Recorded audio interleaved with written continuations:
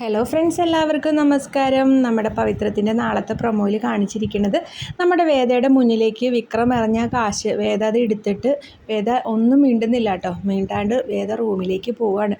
വേദ റൂമിലേക്ക് പോയിട്ട് വാതിലടച്ച് അകത്തിരിക്കുകയാണ്. എന്നിട്ട് ബാഗ് തുറന്ന് ആ കാശൊക്കെ ഇങ്ങനെ എടുത്തു നോക്കുകയാണ് കേട്ടോ. അപ്പോൾ വേദ മനസ്സിൽ വിഷമാണ്. തനിക്ക് തൻ്റെ വീട്ടിലുള്ളവർ ഈ കാശിൻ്റെ വിലയാണോ തനിക്ക് തന്നിരിക്കുന്നത്? ഇതാണോ ഇവർ ഇത്ര നാളെ തന്നെ സ്നേഹിച്ചതിനുള്ള പ്രതിഫലം? ഇതാണോ എന്നൊക്കെ ഇങ്ങനെ മനസ്സുകൊണ്ട് വിചാരിക്കുകയാണ് കേട്ടോ. വേദ പിന്നെ അപ്പം തന്നെ മുത്തശ്ശിയെ വിളിച്ചിട്ട് കാര്യങ്ങളൊക്കെ ചോദിക്കുന്നുണ്ട് കേട്ടോ. അപ്പോൾ മുത്തശ്ശി ആണെങ്കിലും മുത്തശ്ശി അറിഞ്ഞിട്ടുണ്ട്, പക്ഷെ അമ്മയും അച്ഛൻ ഇതൊന്നും അറിഞ്ഞിട്ടില്ല എന്നുള്ള കാര്യം നമ്മുടെ വേദയ്ക്ക് മനസ്സിലാവുകയാണ് കേട്ടോ.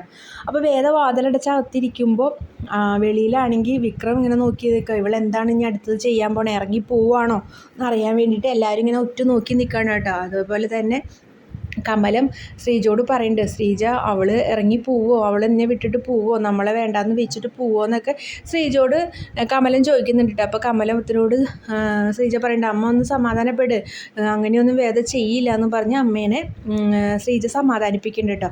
പക്ഷേ നന്ദിനിക്കും രാധയ്ക്കും ആണെങ്കിൽ വേദ അവിടെ നിന്ന് ഇറങ്ങി പോകണതൊന്ന് കാണാൻ വേണ്ടിയിട്ട് ഭയങ്കര സന്തോഷമായിട്ട് ഇരിക്കുകയാണ്.